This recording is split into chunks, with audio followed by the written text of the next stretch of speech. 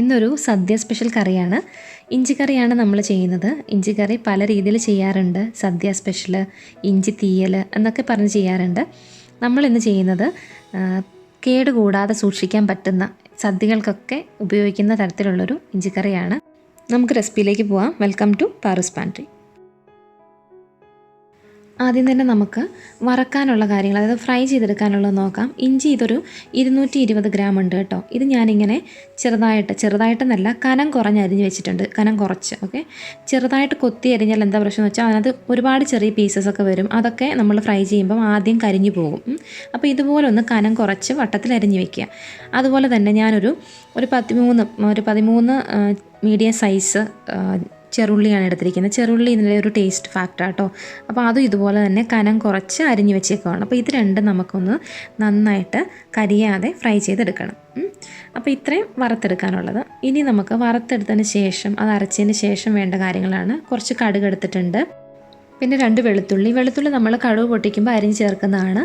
പിന്നെ 2 ഉണക്കമുളക് എടുത്തിട്ടുണ്ട്, 2 ടീസ്പൂൺ മുളക് പൊടി, ഒരു 1/4 ടീസ്പൂൺ മല്ലിപ്പൊടി, പിന്നെ ഉപ്പ് ആവശ്യത്തിന്, ശർക്കര കുറച്ച്, പിന്നെ ഒരു 2 പിഞ്ച് വറുത്ത ഉലുവാപ്പൊടിയും 2 പിഞ്ച് കായപ്പൊടിയും. ഇത്രയാണ് നമുക്ക് അഡീഷണലായിട്ട് വേണ്ടത്. പിന്നെ ഈ കായപ്പൊടിയും ഉലുവാപ്പൊടിയും നമ്മൾ ഇഞ്ചിക്കറിയൊക്കെ റെഡിയാക്കിയിട്ട് ലാസ്റ്റേ ചേർക്കത്തുള്ളൂ കേട്ടോ. അപ്പോൾ ഇത് രണ്ടും നമ്മൾ എന്തായാലും ചേർത്ത് കൊടുക്കണം. ഇനി വേണ്ടതെന്ന് വെച്ചാൽ ഒരു നെല്ലിക്കയുടെ വലുപ്പത്തിന് വാളംപുളി. ഈ വാളംപുളി നിങ്ങൾ ആദ്യം തന്നെ ചൂടുവെള്ളത്തിലിട്ട് ഒന്ന് കുതിർക്കണം. എന്നിട്ട് നമുക്കത് പിഴിഞ്ഞ് നമുക്ക് ഇഞ്ചിക്കറിക്കകത്ത് ചേർക്കാനുള്ളതാണ്. അപ്പോൾ ഇത്രയും സാധനങ്ങളാണ് ഇഞ്ചിക്കറിക്ക് വേണ്ടത്. ഇതിൽ നമ്മൾ തേങ്ങ ചേർക്കുന്നില്ല, തേങ്ങ ചേർക്കാത്ത ഇഞ്ചിക്കറിയാണ്. അപ്പോൾ നമുക്കിനി ഇഞ്ചിയൊക്കെ ഒന്ന് വറുത്തെടുക്കാം. ഇഞ്ചിയൊക്കെ വറുത്തെടുക്കാൻ വേണ്ടിയിട്ട് ഞാനൊരു ഇരുമ്പ് ചീനച്ചട്ടിയാണ് വെച്ചിരിക്കുന്നത് കേട്ടോ. അപ്പോൾ അതിലേക്ക് നമ്മൾ ആവശ്യത്തിന് ഓയിൽ ഒഴിച്ച് കൊടുക്കുക. ഞാനിവിടെ കോക്കനട്ട് ഓയിലാണ് എടുത്തിരിക്കുന്നത്. അതുപോലെ തന്നെ ഒരുപാടങ്ങ് ഓയിൽ നിങ്ങൾ എടുക്കേണ്ട, കാരണം നമ്മൾ ഇഞ്ചി എന്തായാലും എത്രയുണ്ടെങ്കിലും അത് വരണ്ട് വരുമ്പോഴത്തേക്ക് വളരെ കുറച്ചേ ഉണ്ടാവുള്ളൂ. അപ്പം ഒരുപാട് എണ്ണ അധികം വരും. എണ്ണ ചൂടാകുമ്പോഴത്തേക്ക് നമുക്ക് ഇഞ്ചി എറിഞ്ഞിട്ട് കൊടുക്കാം. ഇതിപ്പോൾ ഇടുമ്പോഴത്തേക്ക് നിങ്ങൾക്ക് ഒരുപാട് ഉണ്ടെന്ന് തോന്നുന്നുണ്ടായിരിക്കും, പക്ഷേ ഞാൻ പറഞ്ഞല്ലോ, നമ്മളത് ഫ്രൈ ചെയ്ത് വരുമ്പോഴത്തേക്ക് ഒരു പിടി ഇഞ്ചിയെ വറുത്തത് ഉണ്ടാവുള്ളൂ. ഇത് 2ആയിട്ട് വറക്കണമെന്ന് വെച്ചാൽ 2 വറുത്ത് വറക്കാം കേട്ടോ. ഞാൻ എന്തായാലും ഒന്നിച്ചാണ് വറക്കുന്നത്. അപ്പോൾ നമുക്ക് ഈ ഇഞ്ചി ഒന്ന് വറുത്തെടുക്കാം. കുറച്ച് സമയം എടുക്കും ഇതൊന്ന് വരണ്ട് ശരിയായിട്ട് വരാൻ. അപ്പം ക്ഷമയോടെ ഇതൊന്ന് വറുത്തെടുക്കാം. അതായത് ഇപ്പം ഈ ഒരു പരുവമായിട്ടുണ്ട്. ഇപ്പോൾ കണ്ടോ, എണ്ണയ്ക്ക് താഴെയാണ് ഇപ്പോൾ ഇഞ്ചി നിൽക്കുന്നത്. കുറച്ചുകൂടെയൊക്കെ ഒന്ന് ആവാനുണ്ട്, കാരണം കുറച്ചൊരു യെല്ലോ പോർഷൻസ് നിങ്ങൾക്ക് കാണാൻ പറ്റുമല്ലോ. അപ്പോൾ എല്ലാം ഒന്ന് പ്രോപ്പറായിട്ട് ഒന്ന് ഫ്രൈ ആവുന്നവരെ വെയിറ്റ് ചെയ്യണം, കാരണം നമ്മളിത് കുറച്ച് നാൾ സൂക്ഷിക്കാൻ പറ്റുന്ന ഒരു ഇഞ്ചിക്കറിയാണ്. അപ്പോൾ ഈ ഇഞ്ചി എല്ലാം പ്രോപ്പറായിട്ട് ഫ്രൈ ആയില്ലെങ്കിൽ അത് ചിലപ്പം കേടുകൂടാൻ സാധ്യതയുണ്ട്. അപ്പോൾ എല്ലാ പീസസും നമുക്കൊന്ന് ഫ്രൈ ആക്കി എടുക്കണം. പിന്നെ ഈ ഒരു സമയം ആകുമ്പോഴത്തേക്കൊക്കെ നിങ്ങൾ ഫ്ലെയിം ഒരുപാട് കുറച്ചിട്ടിട്ട് വേണം ഫ്രൈ ആവാൻ, കാരണം അതിനകത്ത് എങ്ങനെയാണെങ്കിലും നമ്മൾക്ക് കുറച്ച് എല്ലാ ഒരു സെയിം തിക്നെസ് ഒന്നും ആയിരിക്കത്തില്ല. അപ്പോൾ തിന്നായിട്ടുള്ള പോർഷൻസൊക്കെ ഇഞ്ചിയൊക്കെ ചിലപ്പോൾ കരിഞ്ഞു പോകാൻ സാധ്യതയുണ്ട്. അപ്പോൾ അതിനനുസരിച്ച് ഫ്ലെയിം കുറച്ചിട്ടിട്ട് സാവധാനം ഇതൊന്ന് മുഴുവൻ ഫ്രൈ ആക്കി എടുക്കുക. പിന്നെ ഇത് പുറത്ത് ഇരുന്നിട്ട് കുറച്ചുകൂടെ ഒന്ന് കളർ വെക്കും. അതുകൊണ്ട് ആ ഒരു സമയത്തിനനുസരിച്ച് നിങ്ങൾ ഇത് ചട്ടിയിൽ നിന്ന് എടുത്ത് മാറ്റണം. അപ്പോൾ ഇതിപ്പോൾ ഇതാ റെഡി ആയിട്ടുണ്ട്. ഇനി ഇത് സിമ്മിലാക്കിയിട്ടിട്ട് നമുക്കിത് കോരി മാറ്റിയെടുക്കാം.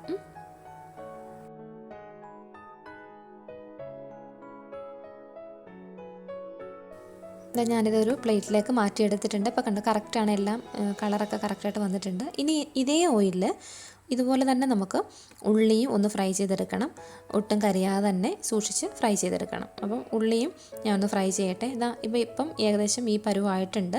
ഇനി ഈ പരുവാകുമ്പോഴത്തേക്കും മറ്റേതുപോലെ തന്നെ തീ കുറച്ചിട്ടിട്ട് വളരെ സാവകാശം കരിയാതെ ഫ്രൈ ചെയ്തെടുക്കുക. ഉള്ളി റെഡി ആയിട്ടുണ്ട്. ഉള്ളി നമുക്ക് ചീനച്ചട്ടിയിൽ നിന്നൊന്ന് മാറ്റിയെടുക്കാം. അപ്പോൾ ഫ്രൈ രണ്ടും റെഡി ആയിട്ടുണ്ട്. ഇനി നമുക്ക് ഇതൊന്ന് രണ്ടും നന്നായിട്ടൊന്ന് തണുത്ത ശേഷം കുറച്ചൊന്ന് ചൂട് മാറിയ ശേഷം ഒന്ന് ഗ്രൈൻഡ് ചെയ്തെടുക്കണം. അതിനായിട്ട് ഞാനൊരു മിക്സിയുടെ ചെറിയ ജാർ എടുത്തിട്ടുണ്ട്. ഇത് കണ്ടോ, ഇതിപ്പോൾ ഏകദേശം രണ്ടും ഒരുപോലെ ഫ്രൈ ആയിട്ടുണ്ട്. രണ്ടിൻ്റെ കളറ് ഏകദേശം സെയിം ആണ്. ഇനി നമുക്കിത് മിക്സിയുടെ ജാറിലോട്ട് ഇട്ട് കൊടുത്തിട്ട് ഇതൊന്ന് അരച്ചെടുക്കണം.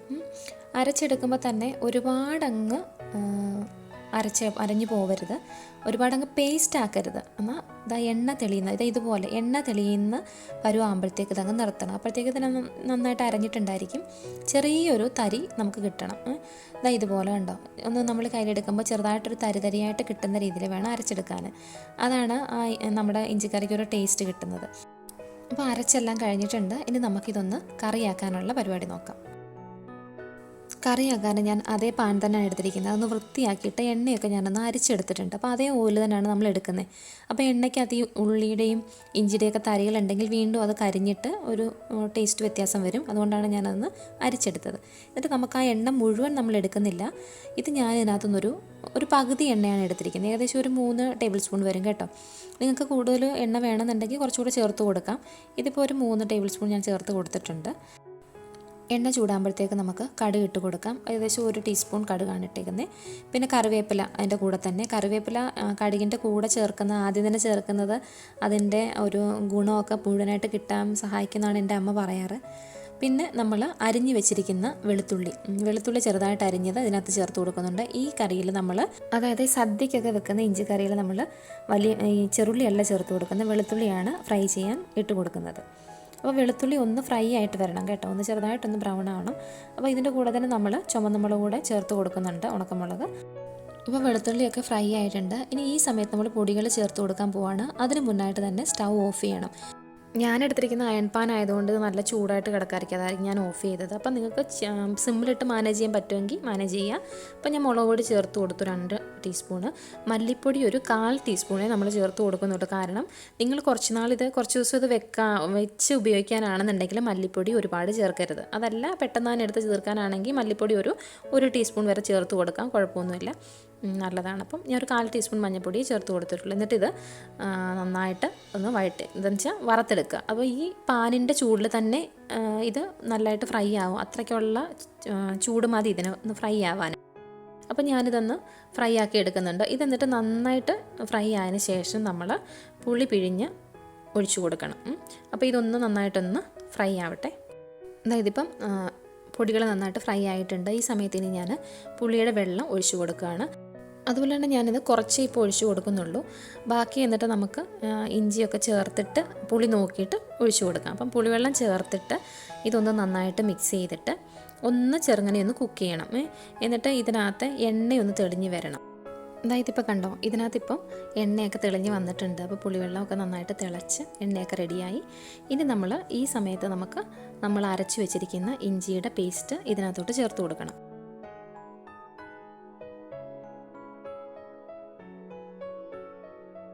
ഇനി ഈ മുളക് പൊടിയും അരപ്പും ഒക്കെ ആയിട്ട് ഇഞ്ചിയുടെ പേസ്റ്റും നന്നായിട്ട് നമുക്കൊന്ന് യോജിപ്പിച്ചെടുക്കണം. അതുപോലെ തന്നെ ഞാൻ കുറച്ച് വെള്ളം മിക്സിയിൽ ചൂടുവെള്ളം ഒഴിച്ചിട്ട് ബാക്കി മിക്സിയിലിരിക്കുന്ന ബാക്കി പോർഷനൂടെ ഒന്ന് കഴുകി ഇതിനകത്തോട്ട് ചേർക്കുന്നുണ്ട് കേട്ടോ. അപ്പോൾ വെള്ളം നിങ്ങൾ ആവശ്യത്തിനനുസരിച്ച് കുറച്ച് ലൂസാക്കി എടുക്കുക. അങ്ങനെ എല്ലാം നന്നായിട്ട് ഒന്ന് യോജിപ്പിച്ചിട്ടുണ്ട്. ചെറുങ്ങനെ തിളയ്ക്കാനും തുടങ്ങി. ഈ സമയത്ത് നിങ്ങൾ ഉപ്പൊക്കെ നോക്കിയിട്ട് ആവശ്യത്തിന് ഉപ്പ് ചേർത്ത് കൊടുക്കുക. ഇതുവരെ നമ്മൾ ഉപ്പ് ചേർത്തില്ലായിരുന്നു, ഇപ്പം ഞാൻ ഉപ്പ് ചേർത്ത് കൊടുത്തിട്ടുണ്ട്. അതുപോലെ തന്നെ നമ്മൾ മുഴുവൻ പുളിവെള്ളം ചേർത്ത് കൊടുത്തില്ല. അപ്പോൾ പുളി നോക്കിയിട്ട് ആവശ്യത്തിന് ബാക്കിയുള്ള പുളിയും കൂടെ ഞാൻ ചേർത്ത് കൊടുക്കുന്നുണ്ട്. അപ്പോൾ ഞാനൊന്ന് അരിച്ച് പുളിവെള്ളം ചേർത്ത് കൊടുക്കുകയാണ്. അപ്പം കുറച്ചൊരു ലൂസിലാക്കിയിട്ട് നമ്മൾ ഈ ഇഞ്ചി നന്നായിട്ട് തിളപ്പിച്ച് ഒന്ന് വറ്റിച്ചാണ് നമ്മൾ കറക്റ്റ് പാകത്തിന് എടുക്കേണ്ടത്. അപ്പം നിങ്ങൾക്ക് ആവശ്യത്തിന് വേണ്ട വെള്ളം നിങ്ങൾ ചേർത്ത് അതൊന്ന് ലൂസാക്കി എടുത്തിട്ട് വേണം ഒന്ന് പാകപ്പെടുത്തി വറ്റിച്ചെടുക്കാനായിട്ട്. അപ്പം ഞാൻ പുളിവെള്ളം ചേർത്ത് കൊടുത്തിട്ടുണ്ട്. എന്നിട്ട് നമുക്കിതൊന്ന് മിക്സ് ചെയ്തിട്ട് ഒന്ന് തിളപ്പിക്കണം. ഇത് നന്നായിട്ടൊന്ന് ഒരുപാടങ്ങ് തീയിലല്ല, ചെറു തീയിലതൊന്ന് നന്നായിട്ട് തിളപ്പിച്ചെടുക്കണം. തിളച്ച് ഇതിൻ്റെ എണ്ണയൊക്കെ പൊങ്ങി വരണം നന്നായിട്ട്. എണ്ണയൊക്കെ പൊങ്ങി വരണം. അപ്പോൾ ഈ സമയത്ത് നമുക്ക് ചിരകി വെച്ചിരിക്കുന്ന മധുരം ചേർത്ത് കൊടുക്കാം. ശർക്കരയാണ് ഞാൻ ചേർക്കുന്നത് കേട്ടോ. അപ്പം കറുത്ത ശർക്കര തന്നെ ചേർക്കുന്നതാണ് കുറച്ച് നല്ലത്. അപ്പോൾ ശർക്കര ചേർത്തിട്ട് നന്നായിട്ട് ഇളക്കുക. എന്നിട്ട് നമുക്ക് നോക്കണം ഇതിനകത്ത് ഉപ്പും പുളിയും പിന്നെ അതിൻ്റെ എരിയും ഒക്കെ നല്ല പാകത്തിനാണോ നോക്കണം. എല്ലാം എന്നിട്ട് നല്ല പാകത്തിനാക്കിയിട്ട് ഇതിന് നമുക്ക് നന്നായിട്ട് ഒന്ന് തിളപ്പിച്ച് ഒന്ന് വറ്റിച്ചെടുക്കണം. അതായത് ഞാനിവിടെ ഇച്ചിരി കുറുക്കിയാണ് എടുക്കുന്നത്. അതായത് നമ്മളിങ്ങനെ ഇലയിൽ സ്പൂണിലൊന്ന് കൊത്തി വെക്കത്തക്ക രീതിയിലാണ് ഞാൻ എടുക്കുന്നത്. അപ്പോൾ നിങ്ങൾക്ക് കുറച്ചുകൂടി ലൂസായിട്ട് വേണമെങ്കിൽ അതിനനുസരിച്ച് എടുക്കുക. അപ്പോൾ അതുപോലെ തന്നെ നമ്മളിപ്പം നാടൻ ഇഞ്ചി, ഇപ്പം ഞാൻ നാടൻ ഇഞ്ചിയല്ല എടുത്തിരിക്കുന്നത്. നാടൻ ഇഞ്ചിയാണ് എടുക്കുന്നതെങ്കിൽ അതിന് കുറച്ച് ക്രാണത കൂടുതലാണ്. അപ്പോൾ അതിനനുസരിച്ച് നിങ്ങൾ മധുരമൊക്കെ ചേർത്ത് എടുക്കണം കേട്ടോ. അപ്പോൾ ഇനി ഇതിപ്പം നന്നായിട്ടൊന്ന് തിളപ്പിച്ച് ചെറിയ തീയിൽ തിളപ്പിച്ച് ഈ എണ്ണ ഇങ്ങനെ പൊക്കിയെടുത്ത് പാകമാക്കി എടുക്കണം. അതാണ് ഇതിൻ്റെ ഒരു പരുവെന്ന് പറയണത്. ഇനി ഈ സമയത്തേക്ക് ഞാനിപ്പോൾ എണ്ണയൊക്കെ വരാൻ തുടങ്ങിയല്ലോ, ഈ സമയത്തേക്കാണ് നമ്മൾ ഒരു 2 പിഞ്ച് വറുത്ത് വെച്ചിരിക്കുന്ന ഉലുവാപ്പൊടിയും അതുപോലെ തന്നെ 2 പിഞ്ച് കായപ്പൊടിയും, ഇതിൻ്റെ മസ്റ്റായിട്ടുള്ള ടേസ്റ്റി ഫാക്ടേഴ്സാണ്. അപ്പം ഇത് നിങ്ങൾ എന്തായാലും ചേർത്ത് കൊടുക്കണം കേട്ടോ. അപ്പം ചിലർ ഈ ഉലുവാപ്പൊടി നമ്മൾ മുളക് പൊടിയൊക്കെ ചേർക്കുന്ന സമയത്തും ചേർക്കാറുണ്ട്. അപ്പം ഞാൻ സാധാരണ നമ്മളിത് ലാസ്റ്റാണ് ചേർക്കുന്നത്. അപ്പോൾ ചേർത്ത് നന്നായിട്ട് ഇളക്കി ഇനി ഇത് നല്ലതായിട്ട് എണ്ണ തെളിഞ്ഞ് വരത്തക്ക രീതിയിൽ ഒന്ന് പാകപ്പെടുത്തി എടുക്കണം. ഇതാ ഇപ്പോൾ ഇഞ്ചിക്കറി എണ്ണയൊക്കെ തെളിഞ്ഞ് നല്ല റെഡിയായി വന്നിട്ടുണ്ട്. അപ്പം നമ്മൾ ഒരുപാട് എണ്ണ ഞാൻ ചേർത്തിട്ടില്ലായിരുന്നു. അപ്പം അതിനനുസരിച്ചാണ് നമ്മളെ ഓയിൽ കിട്ടുന്നത്. പിന്നെ ഉള്ളിക്കകത്തുള്ളതും ഒക്കെ വറുത്ത എണ്ണ നമുക്ക് കിട്ടും. അപ്പം ഞാനിതിൻ്റെ തിക്നെസ് കൺസിസ്റ്റൻസി ഒന്ന് കാണിച്ചു തരാം. നമ്മളിങ്ങനെ എടുക്കുമ്പോൾ നമ്മുടെ തവിയിൽ നിന്ന് പെട്ടെന്ന് ഊർന്ന് പോവാത്ത രീതിയിലുള്ള തിക്നെസ്സാണ്. ഞാൻ പറഞ്ഞല്ലോ ഞാൻ കുറച്ച് കട്ടിയായിട്ട് എടുക്കുന്നുണ്ട്. അപ്പോൾ ഇപ്പോൾ ഈ ഒരു കൺസിസ്റ്റൻസി കറക്റ്റാണ്. കാരണം നമ്മൾ ഇതിന് ഇപ്പോൾ ഇത്രയും തിക്നെസ് ഉണ്ട്, ഇത് തണുക്കുമ്പോൾ കുറച്ചുകൂടെ ഒന്ന് വറ്റും. അപ്പോൾ നമ്മൾ കറക്റ്റായിട്ട് നമ്മുടെ ഇലയിൽ സ്പൂണിൽ കോരി കൊത്തി വെച്ചാൽ അവിടെ ഇരിക്കുന്ന രീതിയിലുള്ള ഒരു കൺസിസ്റ്റൻസിയാണ്.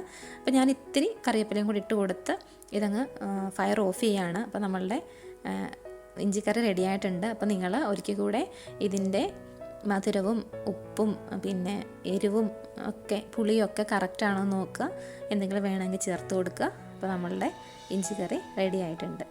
അപ്പോൾ ഞാനിതൊരു പാത്രത്തിലോട്ട് മാറ്റിയിട്ടുണ്ട്. ഇത് നിങ്ങൾക്ക് ഇതിൽ നമ്മൾ തേങ്ങ ചേർത്തിട്ടില്ല, അതുപോലെ തന്നെ ഒരുപാട് മല്ലിപ്പൊടി ചേർത്തിട്ടില്ല. അതുകൊണ്ട് തന്നെ ഒട്ടും പേടിക്കേണ്ട, ഇതങ്ങനെ പെട്ടെന്നൊന്നും ചീത്തയായി പോകുന്നതല്ല. പിന്നെ നമ്മൾ ഇഞ്ചിക്കറി ഒന്നും ഒരുപാട് കൂട്ടത്തില്ലല്ലോ, നമ്മൾ ജസ്റ്റ് ഒരു തൊടുകറിയല്ലേ എന്ന് പറയണത്. അതുകൊണ്ട് തന്നെ നമ്മൾ ഇത്രയൊക്കെ ആക്കുമ്പോൾ തന്നെ നമുക്ക് എങ്ങനെ പോയാലും ഒരു കുറച്ച് ദിവസത്തേക്കൊക്കെ എടുക്കാനുണ്ടായിരിക്കും. അതല്ല, ഇഞ്ചി തീയലായിട്ടൊക്കെ വെക്കാറുണ്ട്, തേങ്ങ ഒക്കെ വറുത്തരച്ച് ചേർത്തിട്ട്. പക്ഷേ നമ്മൾ സദ്യക്ക് സാധാരണയായിട്ട് ഈ ഒരു രീതിയിലാണ് വെക്കുന്നത്. അപ്പം റെസിപ്പി എല്ലാവർക്കും ഇഷ്ടപ്പെട്ടെങ്കിൽ ട്രൈ ചെയ്ത് നോക്കുക. വീണ്ടും കാണാം പാറൂസ് പാൻട്രിയിൽ മറ്റൊരു വീഡിയോയിലൂടെ. Thanks for watching.